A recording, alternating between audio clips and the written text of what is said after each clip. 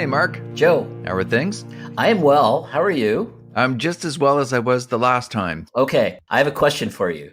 Have you ever had a nickname? Oh, yes, I've had several. Okay, so what was your most hated nickname? Ooh, this is, man. Okay, that's a tough question. Or most loved? I'll take either end of the spectrum. My favorite nickname was back in university at St. FX, they called me Smokin' Joe, and I like that. Of course, what's not to like about that?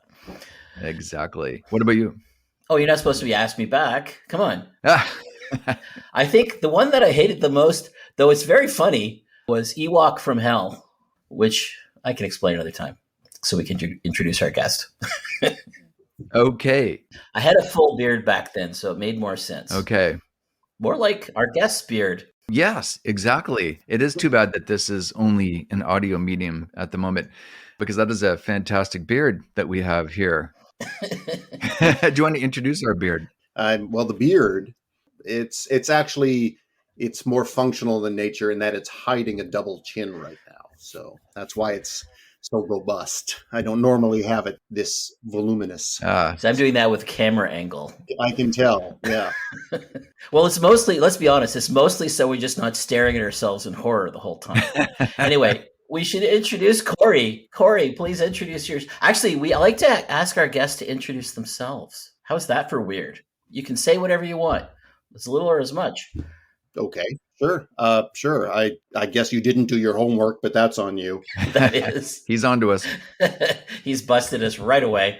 My name is Corey Redekop. I am a writer and a sometimes published writer,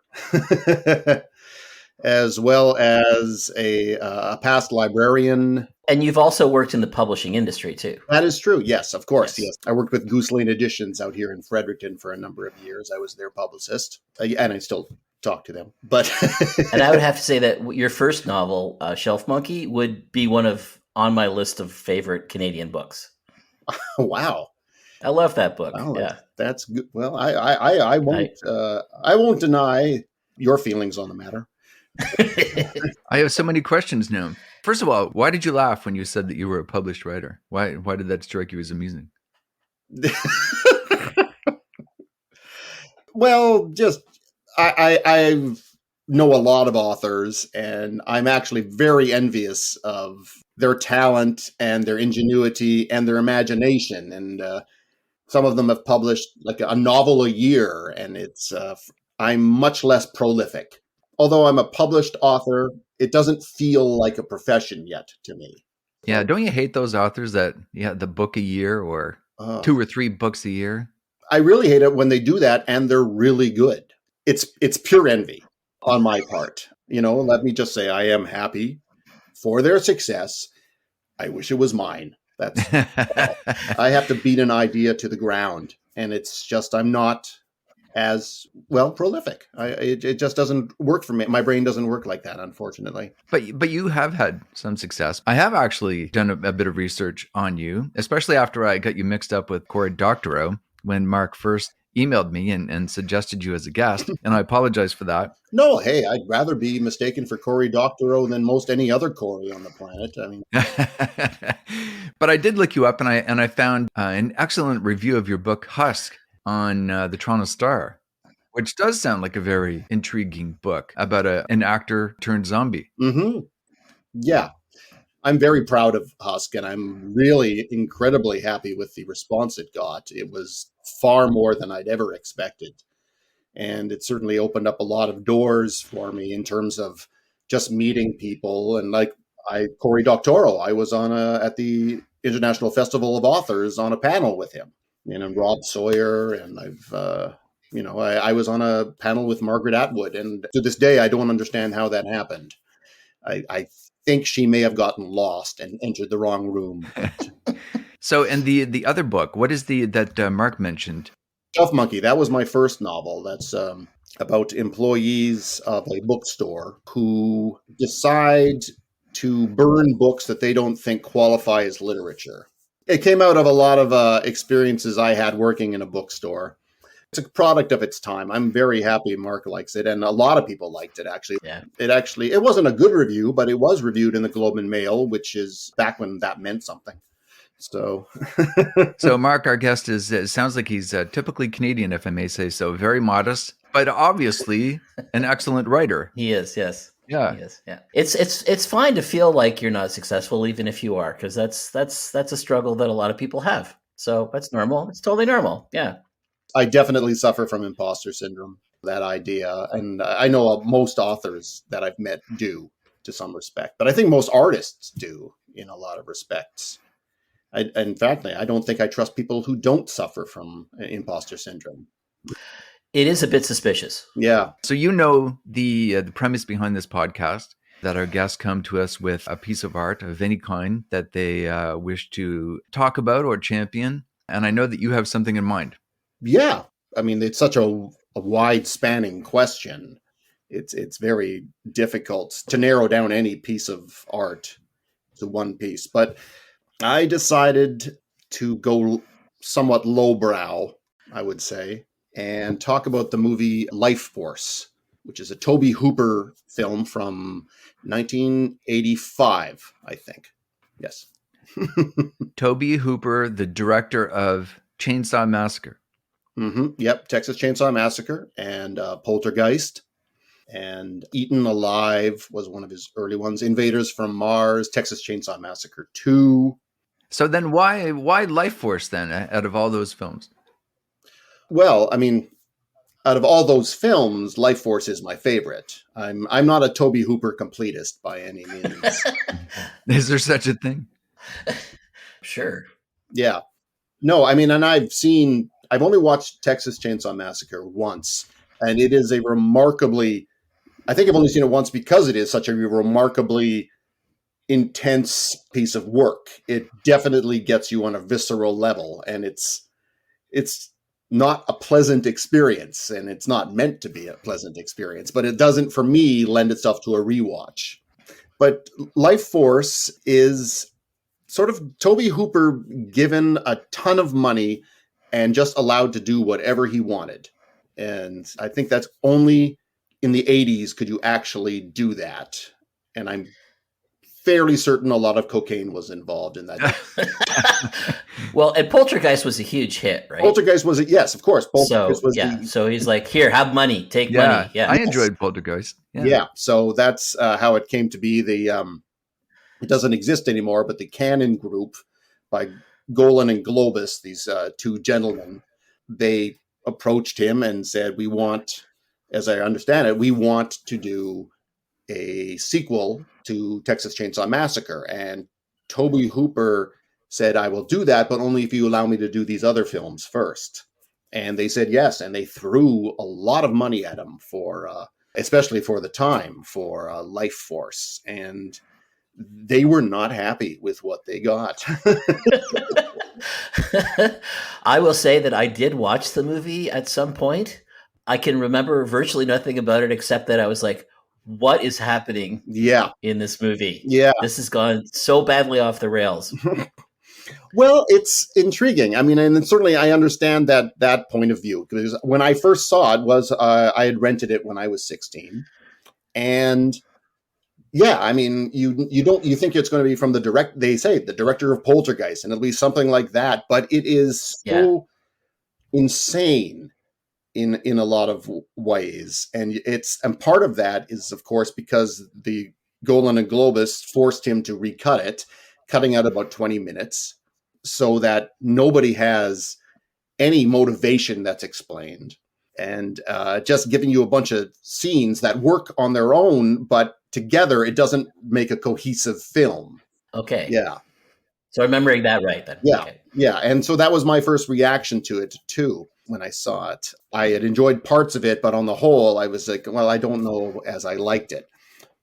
But in the intervening years between then and about 12 years ago, maybe, when I saw it again, I had a lot of experience, the history of film, and a lot of British films and Hammer films. Oh. Yeah, who did a lot of horror in the 60s, 70s. And they also did science fiction. They did a series of movies based on a series of television series of a character called Quatermass. Oh, yes. Yeah. Quatermass and the Pit, the Quatermass Experiment. and Quatermass 2. I obviously did not say those in order. Okay. And they are, through Hammer, they're science fiction horror films. And I came into them sort of, I don't remember how. I think it might have been from following Rob Sawyer, the Canadian science fiction. Oh, he loves to champion the Quatermass films. Yeah, he loves them. And so that, through just that recommendation, I think it was from him that I sought out a library copy of Quatermass in the Pit. And it's remarkably good. It is one of my favorite science fiction films. It's so vivid and so uniquely British in its way. There's a very unique style to Quatermass in its presentation, because the movies are very obsessed with finding scientific realities behind myths. Right. That comes up a lot in the series, and certainly in Quatermass and the Pit, where they discover a buried spaceship full of dead aliens. And it turns out that these aliens, through their telepathy from the ship, have been sort of haunting that area. People have had these memories and they've interpreted them as ghosts, but it's actually this alien intelligence that was going to take over the Earth. I think the problem with any movie is that when you really start to explain it, they all sound incredibly stupid. Yeah, kind of like my books. Whenever I try to explain them to people. Oh, yeah, I know. It's the same with mine.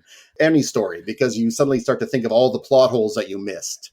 But I mean, as an experience, they are a lot of fun. And I really love Quatermass in the Pit. And I love, to a somewhat lesser extent, the first two films. They're done in black and white. They star a different actor, Brian Donlevy, or Donlevy. I'm not sure how you pronounce it. And he was an American actor that they had playing this Professor Quatermass. It's interesting that they would cast him, because it is completely against his type, because he's a big bear of a man. You would not normally picture him as this logic-obsessed scientist.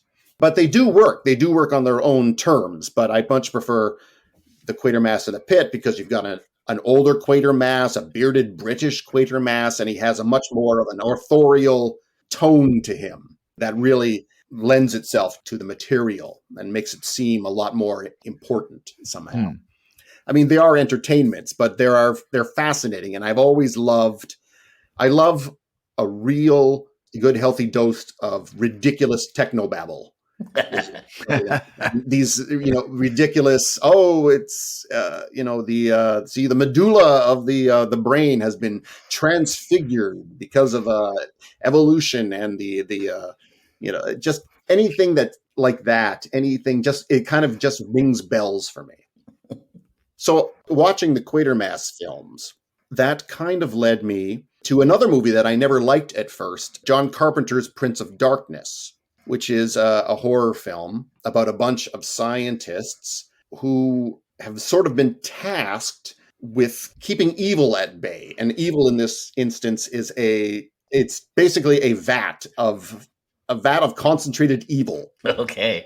There's a little stuff about aliens, but it's more of a mood piece. But I didn't like it as a kid because it's a weird one. It's a weird one. But as an adult, seeing it again and seeing the Quatermass films, and then just through some reading I'd done, I read that John Carpenter had written the movie under a pseudonym, which he called Martin Quatermass, because he likes the Quatermass films. And he was trying to do sort of the same thing, bringing scientific mumbo jumbo and jargon into, because the people who've been watching this vat for like 5,000 years has been the Catholic Church. It's been hidden.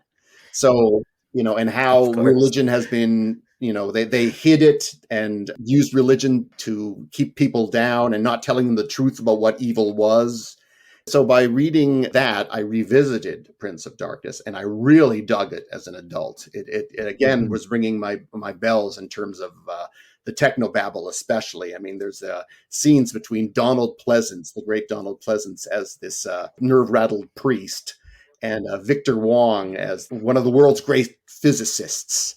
And their conversations, which are so convoluted, and talking about quantum mechanics and the mechanics of sleep and dreams and tachyons and time displacement. And it's all It's fascinating and yet ridiculous, but I love it when smart people talk on film, even if it makes no sense, as long as they sound like they know what they're talking about.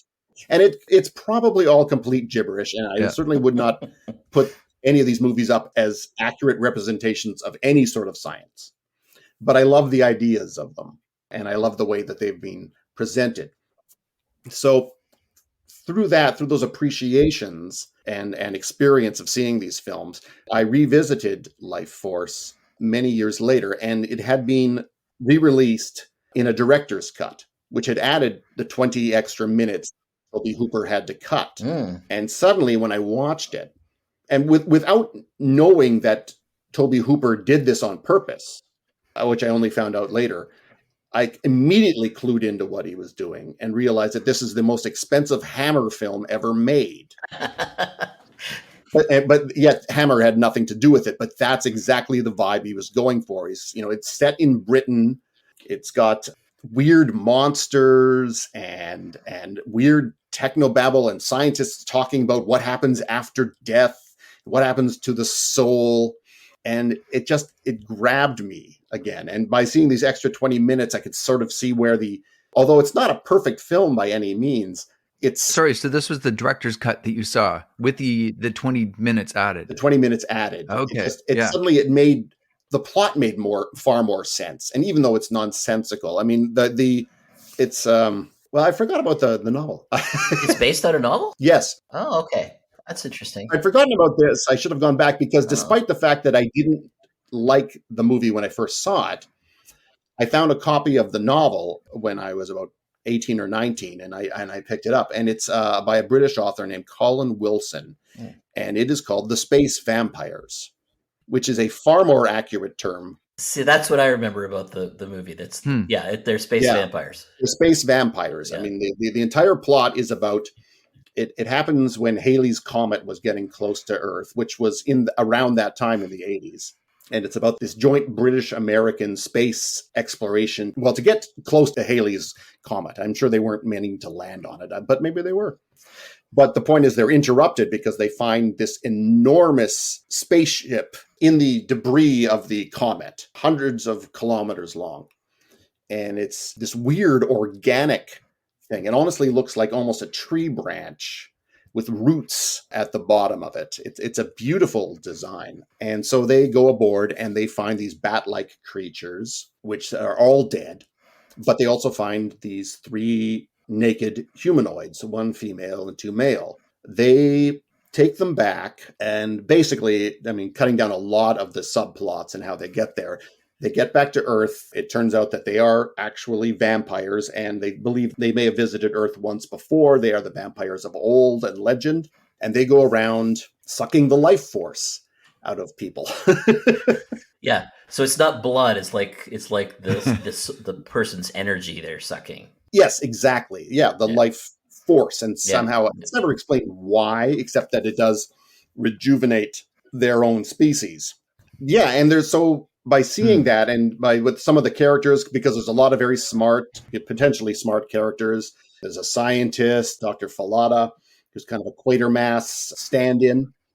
And I suddenly completely clued into what the movie was trying to do with its Quatermass influences. And I fell in love with it from that point on, because it is an absolutely bizarre film. It has so many jarring tonal shifts. And yet it's done with such passion. Nobody making that film, nobody was not giving their A game. I mean, everybody was swinging for the fences. The actors, the design, the cinematography, the special effects. I actually read a tweet just a little while ago, which I completely agreed with. It's like, if Lifeforce hadn't gotten such terrible reviews when it came out, it probably would have gotten a nomination for Best Special Effects at the Oscars. And I believe it. I just watched the movie again the other day for this, and they are gorgeous. They're just like these incredible vistas of these alien ships, these neon greens. It's almost a giallo design to it. I mean, everything is so gorgeous and so uniquely British. And it's so weird that it's an American director, an American writer who rewrote it, Dan O'Bannon, who wrote the original Alien. And even though they had also an American actor as the sort of stereotypical, the tough guy, Steve Railsback, I can see sort of why they did that, but I wish they'd almost kept it fully British. Yeah. But maybe it was a fact that the Britain doesn't really have a space program and nobody would buy it. I don't know.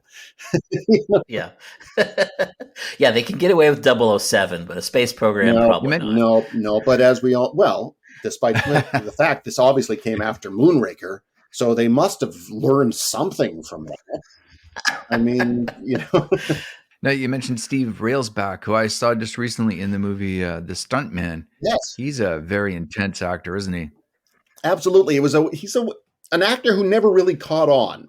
But you're right. He was in The Stuntman, which I haven't seen in forever, but I know it's generally regarded as a very good film. Oh, yes. More Peter O'Toole's film than anything else because he plays that manic director. Yes, but Steve Railsback weirdly holds his own. Yeah, no, because he's the stuntman. But he's so unusual and kind of eccentric and outside the mainstream that you can see why he never quite caught on. Yeah, he has an energy to him and an energy to his style that if in the right role, which is more of a twitchy, a nervous sort, who's just, he's not quite socially adept maybe, but he's not a standard hero. No. But he definitely works for me in Lifeforce and The Stuntman. And yes. It's kind of a shame that he sort of got relegated to the sort of B movies and just the smaller roles. And I see him pop up now and then. I know he's popped up in at least one of the Rob Zombie films. He does a lot of that with character actors that he's admired in the past. And good for him. I like that. I like seeing that. It's very craggy now, Steve Railsback. I mean, his face is all crag. And it's such an intense face. He had a good part on the X-Files. I think that's the last sort of big thing he was in. He played an alien abductee of some kind. And it's been a while since I've seen that episode, but he was really good in it. And again, because it worked with his twitchiness. And it's almost like Christopher Walken-esque in its uniqueness, I would say. But I could also see where a lot of people would find it marginally off-putting. They seemed to like it back in the 70s and 80s. Yeah. He needs Quentin Tarantino to cast him in something. That's right. Vivify his career that way. Yeah. I mean, come on, do a Robert Forster on this guy. Yeah. Come on. Yeah, exactly. Yeah. Get him down. So Lifeforce then. So you said everyone was at their A game in this movie. And once you understood what he was going after, once you were on the same wavelength, you could completely appreciate it. Is it a good movie? I know that in the original iteration, the 135-minute version, I know it got a lot of negative reviews. I do know that Gene Siskel, probably the most of Siskel and Ebert at the time, he actually liked it, but he called it a guilty pleasure. Which, which is a term that I understand, but as I grow older, I'm less and less inclined to like the term. Less inclined to feel guilty about these pleasures. Yeah. Why should I feel guilty about enjoying something that doesn't hurt anybody? Yeah, exactly. Everything doesn't have to be Othello or a Hamlet, Exactly. It doesn't. Yeah. I think that's why, for me, it is a good film, because it knows what it wants to be. And it absolutely goes for it. It's not apologizing for what it is. It's not winking at the audience. It's not trying to play different levels. It is like just a unique vision by an auteur director given just all the money in the world to do what he wanted to do. I mean, how rare is that? And, that happens on occasion, but I find a lot of times when directors are given that sort of freedom, the results are, for me, often far less than overwhelming. I think a lot of artists need limitations to fight against, and that's when their greatest work comes out through fighting something, whether it's the constraints of the budget or studio interference or what have you. But I think a lot more interesting work comes from having to think outside the box in a lot of ways. And when you do get all the money in the world, Well, it feeds a lot of impulses that probably shouldn't be fed. They become self-indulgent. I love it when it works. And for me in this one, in Lifeforce, it definitely works. But like any art, I can certainly appreciate why people wouldn't like it. Well, so it sounds like I have to rewatch it then with the director's cut. Oh, yeah. Absolutely. But I do remember thinking it looked really cool. And that's why I went to see the movie. Yeah. Because it looks so cool. It does. I mean, it's not just the special effects. I mean, the whole look of it is so gorgeous. It really is. Like, it knows the quality of the Hammer films in the 60s and the 70s, the color version. I mean, they were really famous for their Dracula films and their Frankenstein films, and the just how colorful they were. I mean, you can just see like the blood is ridiculously red in those films. It's like they had this immense freedom for something, and they were working outside a system, and these people wanted to try something new, and they brought this. I'm going to screw up the pronunciation so badly, but the Grinol. I can never learn how to pronounce that word. Guingol. But it's a term, blood and guts. Oh, the Grand Guignol or something. Yeah. Yeah, that's it. That's it. It's like one of those words I don't know if I've ever heard it pronounced. Yeah, I don't think you've still heard it pronounced even after my attempt. So that's they brought that forth for whatever reason through the Hammer films. They just said, we're making horror films, and while they are tame by today's standards, for the time they must have just been shockingly violent. Like, no one's seen blood of that color. It's just unbelievably upsetting. And I guess as a society, we've kind of toughened up in a lot of ways. In a lot of other ways, we haven't. Or have we been desensitized? Maybe so, but I think we've become far more prudes. I don't know if you could make Lifeforce now, not because of its violence or its themes even, but for the fact that, I haven't mentioned this yet, but the lead vampire, played by Matilda May, is the actress's name. She spends most of the movie completely naked, and she walks around completely naked, and it is not shy about this. And it's kind of like, again, it's pushing that envelope in terms of what you can see. Like, we're just, look at the freedom. It's like a Hammer film, but they've got even more freedom. So she's naked, and they don't just shoot it so that we can see that she's naked. They shoot it so that we see that she's naked. Oh, we see that she's naked. There is no hiding this. Was this an R-rated movie or an X-rated movie? It wasn't X. I meant to look that up, actually. I'm fairly certain it was R, even for the time. I mean, it's not a children's film. There's also the two male vampires. I mean, they present themselves as male. But it's like, you know what? If you're showing all this, why can't you show all of that? You know, let's have a little fairness and equality in terms of our nudity. I mean, it is what it is. It's also canon, and they were very famous for a lot of really C and D grade action films and a lot of gratuitous nudity and violence. I mean, I think that was kind of their forte.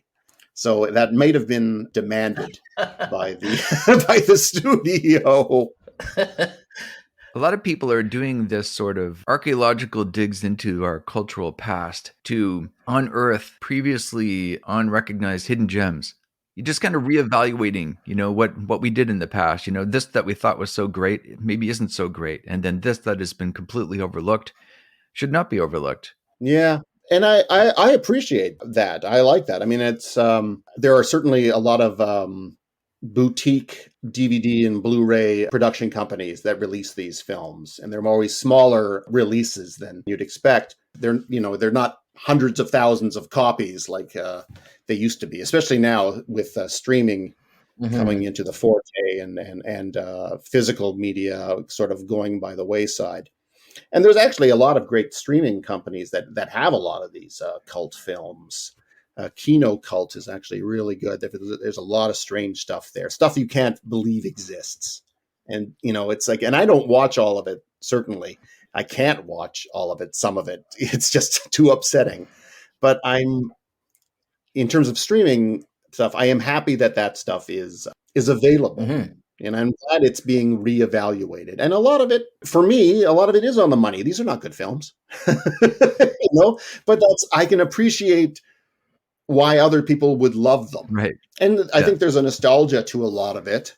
Certainly to some of my favorites still. It's like, you still get that rush from when you were a kid seeing it. And it's not the same when you're an adult, but you can appreciate it despite the flaws. I know, for example, The Black Hole, Disney's movie, The Black Hole, it is not a perfect film by any stretch of the imagination. But part of me always goes back to that 10-year-old that saw this and was just enthralled by it. And then as an adult revisiting it, it's like, you know what? Yeah, okay, it's pretty poorly written. This is not great, but there are like these flashes of brilliance. And you're just like, oh, if they just like push that a little farther, I mean, it's like in that movie, there's stunning design on these spaceships, and the effects are remarkably good for the time. Then you've got some sort of wisecracking robots for the kids, and it's like, oh, back to that. In the end, it goes to hell. It goes to literal hell. How did this happen in a Disney film? I don't know. I don't care. I'm just so happy it exists. I think it does go back to the wavelength business, being in the same wavelength. I remember as a kid, myself and my sister, we loved Escape to Witch Mountain. We saw it at just exactly the right time, at exactly the right age, and the whole concept of kids who had these magical powers just appealed to us enormously. And it was a special movie for us. Mm-hmm. So I bought it last year, and I'm like, wow, it's not the movie I remember. But at the same time, I could still see there was still enough of a memory of myself as a kid that I understood the wavelength that I was at the time. I understood why I appreciated it. Yeah. Yeah. Well, that's why I brought Star Wars as my party piece to talk about. Because, I was just tapping into the 11-year-old mark and how cool I thought all of those ideas were. Because I didn't know anything about, Joseph Campbell and the hero's journey and all of that stuff. And all that stuff taps into that. Now, when I look at them now, I'm like, okay, it's not great, but it's, the second one's really good, actually. Yeah, I think people should revisit it. I don't think Star Wars gets talked about enough nowadays. Yeah, I think there's something to that. And I really love the way, Corey, that you just did like the detective work to make the connections between like the Hammer films, the sort of the not Quatermass. Quatermass, yeah, I knew I was going to get that wrong. The Quatermass, the fact that he used that as his pen name for the screenplay, like that's really cool detective work to make those connections. Yeah, but that's all inadvertent detective work. I just came across those things and started doing it. Then we're talking over years I learned this stuff. It's not stuff I actively sought out in terms of trying to solve the puzzle of Lifeforce. But I love that in culture when you do make those connections and you go, oh, I wonder if that author thought of that when they were writing that, or they just happened to write something that's so similar to what I'm thinking about right now. Like that's always a neat thing when that happens. Mm-hmm. And that's, for me, always inspiring when I have that kind of, I guess it's just synchronicity and it's pattern recognition probably more than anything else. But it doesn't matter because it still means something. It still causes a resonance in your head and makes you go, yeah, that's interesting. Yeah, I wonder if that was a thing. Yeah, no, I think that's absolutely it's exciting when that happens, when you can see something that evokes something in you from your past experiences and yet come up with something almost completely new on the other hand. I mean, it's what all art should aspire to, I think, in a lot of ways. I mean, we all just, what do they say? We stand on the shoulders of giants. Yeah. We stand on the shoulders of giants. Yeah. So all we can do is try to tell the stories or paint the paintings or do the music. I don't do music or paintings, but all we can do is acknowledge the past and yet keep trying to do new things with them. I think it's really exciting, especially when you find something that it has been told 1,000 different ways, and it's like you didn't think it could be told, or this particular story could be told in a new way, and then it does. And it's, whether it's perfect or not, and perfect is an absolutely subjective term, but when it happens, it's always just, the idea that it happened is glorious to me. Mm-hmm. Yeah. As you probably remember, I'm fond of telling my students, the perfect is the enemy of the good. That is true. Could not agree more. absolutely true. Yeah. Right. I'm just thinking of J.K. Simmons in Whiplash when he said the most damaging words that you can say to anybody is "good job." Another great movie, another great performance. I watched that a couple of months ago, and boy, that is hard to watch because I have a lot of musical background in my family, and I've never come across anything that specifically crazy, but I understood the person, and especially through that speech is so lovely. And the fact that at the end, I mean, the last 10 minutes is just a drum solo, and it is riveting. It is amazing. It is so good. You see the creation of art right there. It's captured somehow. I mean, that's another story. I mean, that is just a story. It's like Rocky. It's Rocky, but with drums. But it's told in a new way and with such passion that it becomes something else. It becomes its own unique beast. And when it happens, it's always exciting. Now, we'll have to wrap up here shortly, but I wanted to ask you, how does Lifeforce relate to your own work, or does it? I don't know if it certainly doesn't relate to my work in terms of like our style. My style is usually more comedic in tone. I'm trying to work other things, but that just seems to be a thing that happens with me. But I think how it affects me is it's in a lot of ways, Lifeforce is a dog's breakfast. It's everything you want in a film, because we haven't even talked. There's also zombies in there. I mean, there's cosmic horror that comes. There's a lot of Lovecraftian themes that go through the movie. There's space exploration. It starts as one movie. There's like 4 different films in this movie. It starts as a space film, then it becomes this scientific exploration into the unknown. Then it becomes a chase movie. Then it becomes a zombie movie. Then it becomes a contagion movie. It's nuts. And we haven't even gotten to Patrick Stewart in it, who I believe is a Highlander. He doesn't age a day. It's ridiculous. See it for Patrick Stewart. If nothing else, it's 5 minutes of just such glorious fun. It is so weird. It's the way it embraces what it wants to be so perfectly. And I think that is an inspiration to me. The idea that whatever you're doing, just sort of do it the best that you can and don't worry if anyone else is going to like it. It's rare that would actually happen, considering it was a budget of $25 million, which at the time must have been about $100 million. Yeah, it's big. Yeah, it's a lot of money. It's far easier to do something on the writer's scale of just like, no one's going to read this, so what does it matter? Or like maybe 500 people will ever read this story. So the fact that it happened on such a scale with all these incredibly talented artists. I mean, the guys behind the Star Wars special effects were the guys behind Lifeforce's special effects. I mean, they brought everybody into it. Henry Mancini did the score. It's incredible, the talent behind this ridiculous film. Wow, there's the plug. For me, it absolutely works. It's such a... They should have put that on the poster. It's incredible, the talent behind this ridiculous film. It is absolutely. I mean, that's, for me, it's kind of a lightning in a bottle movie that you could never recreate and probably shouldn't. I mean, you could retell this. I mean, this is the age of streaming series now. I mean, to expand these themes would make a really fascinating a series. And same with the Quatermass. I wish they would actually try to bring those back. And I've often thought Prince of Darkness would benefit from a few more hours just to really get into the characters rather than just, I mean, the feeling of dread in Prince of Darkness is so pervasive. That's what makes it such a rewarding experience. But you do understand, like, you're really not learning anything about these characters. They are all archetypes, and would it be nice to have just a little empathy for what happens to them. Well, Corey, what a passionate endorsement for this film. I have to rent it now or find it and watch it. Yeah, I'm watching it.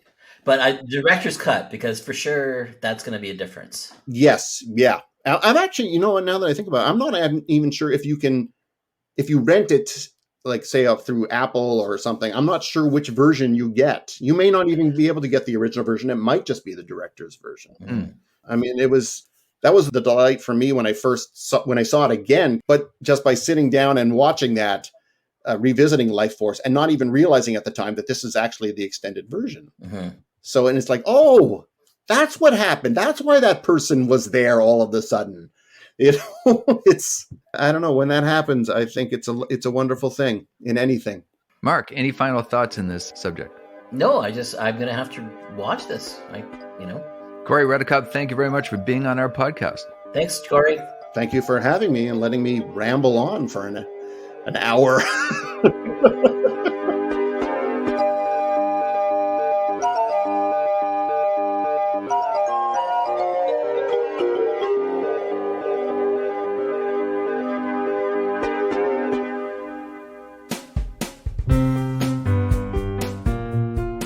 You've been listening to Recreative, a podcast about creativity. Talking to creative people from every walk of life about the art that inspires them. And you're probably wondering, how can I support this podcast? I am wondering, Joe, how can I support this podcast? I mean, apart from being on it. There's no advertisements in this podcast. There's no tip jars. There's nothing about like buying us a coffee or anything like that. But there is a way that you can support us. And what is that? It's not about supporting us. It's about supporting the people that we're talking to. I think most of the people we've talked to are artists of some description, and they probably have some kind of artistic product that you could buy. And if you enjoyed it, maybe you could review it for them. Oh, yeah. But maybe us too. Yeah, you know what? Us too. It wouldn't hurt. They could buy our books. And how do they find us? Recreative.ca. Don't forget the hyphen. There's a hyphen in there. Re-creative. I took your line, sorry. Well, because I stole your line. So yes, re-creative.ca. Jinx. Oh yeah, I stole your line again. As well, if you like what you've just heard, you could consider subscribing to the podcast. And leave a comment if you like it. Thanks for listening. Spread the word.